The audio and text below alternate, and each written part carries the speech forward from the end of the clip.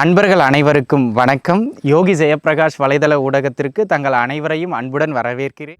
உறவுகளில் சித்தப்பாவும் மூத்த சகோதரர்களும் இவர்களுக்கு ஏதாவது ஒரு விதத்தில் சின்ன சின்னதான இடையூறுகளை வழங்கி கொண்டே இவர்களே இந்த 4 தசை புக்தி காலகட்டங்களும் உங்களுக்கு நல்ல ஏற்றங்களை பெற்றுக் கொடுக்கும் அப்படிங்கிறதுல எந்த விதமான மாற்றம். இந்தந்த தசைகள் நடக்கின்ற பொழுது சில துன்பங்களை இவர்கள் அனுபவிக்கின்றார்கள். அதில் குறிப்பாக இவற்றையெல்லாம் பயன்படுத்துகின்ற பொழுது வெற்றி உறுதின்னு கிடையாது, அந்த வெற்றியை அடைகின்ற ப்ராசஸ் எளிமையாக இருக்கும். ஓம் நம சிவாய. தென்னாடுடைய சிவனே போற்றி, எந்நாட்டவர்க்கும் இறைவா போற்றி போற்றி. அன்பு நேயர்கள் அனைவருக்கும் எனது உள்ளம் கனிந்த வணக்கங்கள். அனைவரும் நன்றாக இருப்பீர்கள். இந்த பதிவில் ரிஷப லக்னத்தை பற்றி நாம் பார்க்க இருக்கின்றோம். ரிஷப லக்னத்தில் பிறந்தவர்களுக்கான பதிவு இது, ராசிக்காரர்களுக்கு கிடையாது. ராசிக்காரர்களுக்கு ஒரு 20-30% பொருந்தும், அவ்வளோதான்.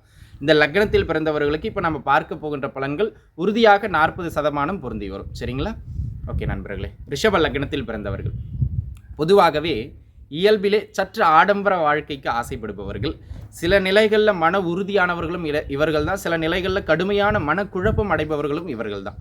சற்று உணவு பிரியர்கள், சற்று ஆடம்பர பிரியர்கள், தன்னை எப்பொழுதும் நேர்த்தியாக வைத்துக்கொள்ள வேண்டும், அழகுக்கு முக்கியத்துவம் தருவார்கள், மகிழ்ச்சியாக இருப்பதற்கு முக்கியத்துவம் தருவார்கள், உலகியல் இன்பங்களில் அதிக நாட்டங்களை கொண்டவர்கள், எப்போவுமே வியாபார நோக்குடையவர்கள் இவங்க. லக்னத்தில் பிறந்தவர்களுக்கு என்ன மாதிரியான தொழில் செய்யலாம் அப்படின்னு கேட்டிங்கன்னா, பியூட்டிஷியன் கோர்ஸ் எடுத்து பண்ணுறது, ஃபுட் ரிலேட்டடான நிறைய தொழில்கள், உணவு சம்மந்தப்பட்ட துறைகள் சார்ந்து தொழில் செய்வது, அல்லது உணவு சம்மந்தப்பட்ட துறைகள் சார்ந்து ஒரு நல்ல ஏற்றமிக்க ஒரு ஹோட்டல் வைக்கிறது, ஹோட்டல் பிஸ்னஸ் பண்ணுறது, ஹோட்டல் மேனேஜ்மெண்ட் படிக்க, இந்த மாதிரியான அமைப்புகள்லாம் இவங்களுக்கு சிறப்பு. சரிங்களா? அதேபோல் காய்கறி வியாபாரம், பழ வியாபாரம், அதாவது உணவு சார்ந்த அத்தனை தொழிலையும் செய்யலாம். அதனை அடுத்ததாக ஜவுளி, அதனை அடுத்ததாக அழகு நிலையங்கள், இது சார்ந்த தொழில்கள்லாம் இவர்களுக்கு சிறப்பாக வரும். விவசாயமும் இவர்களுக்கு சிறப்பாக வரும். ஆக அன்பு நண்பர்களே, இந்த தொழிலெல்லாம் ரிஷப லக்னத்தில் பிறந்தவர்கள் தாராளமாக செய்யலாம். ரிஷப லக்னத்தில் பிறந்த ஒருவர் இந்த உறவுகளிடம் நிதானமாக இருக்க வேண்டும், இந்த உறவுகளிடம் கவனமாக இருக்க வேண்டும் அப்படின்னு சொன்னால், யார்கிட்டங்க கவனமாக இருக்கிறது அப்படின்னு கேட்டிங்கன்னா, ஒரு 2-3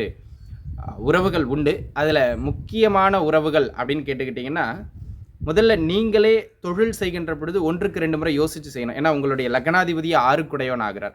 அதே போல் மூத்த சகோதரர் அல்லது மூத்த சகோதரி இருக்கிறாங்க அப்படின்னு சொன்னால், கூடுமானம் வரையிலும் அவர்களோட ஒரு டிஸ்டன்ஸ் மெயின்டைன் பண்ணுறது நல்லது. சித்தப்பா இருக்கிறார் அப்படின்னு சொன்னால் அவரோட ஒரு சின்ன டிஸ்டன்ஸ் மெயின்டைன் பண்ணுறது நல்லது. உறவுகளில் சித்தப்பாவும் மூத்த சகோதரர்களும் இவர்களுக்கு ஏதாவது ஒரு விதத்தில் சின்ன சின்னதான இடையூறுகளை வழங்கி கொண்டே இருப்பார்கள். அவர்களால் நன்மைகள் நடைபெறுகின்றது என்றாலும் உறுதியாக ஒரு நாள் கசப்பு ஏற்படும்.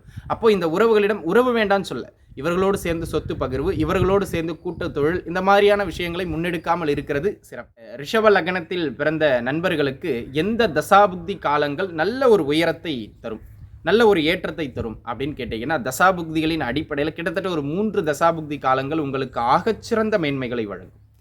அதில் முதல் அமைப்பாக சனிதசை. சனிதசை வருகின்றது என்றாலே ரிஷப லக்னத்தில் பிறந்தவர்களுக்கு ஒரு கொண்டாட்டம் தான், சுக்கிரதசை நடக்கிற மாதிரி. சரிங்களா?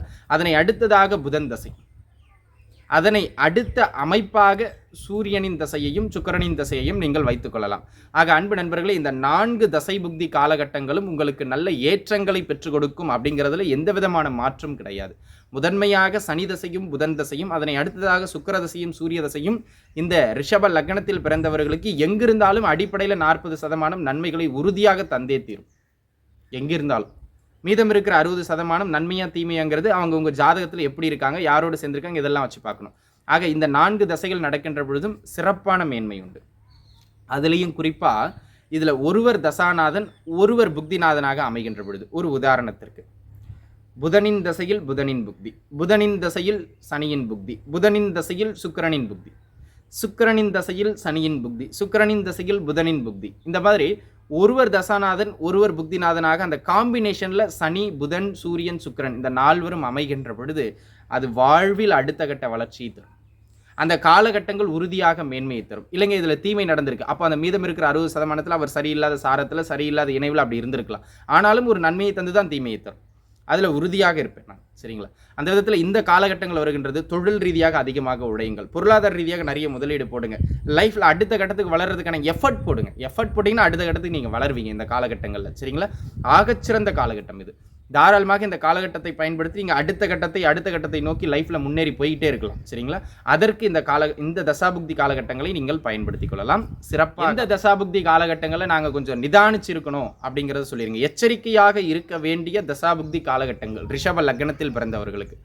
ரிஷப லக்னத்தில் பிறந்த நண்பர்களை பொறுத்த மட்டிலும் பொதுவாகவே இந்தந்த தசைகள் நடக்கின்ற பொழுது சில துன்பங்களை இவர்கள் அனுபவிக்கின்றார்கள். அதில் குறிப்பாக குருவின் தசை.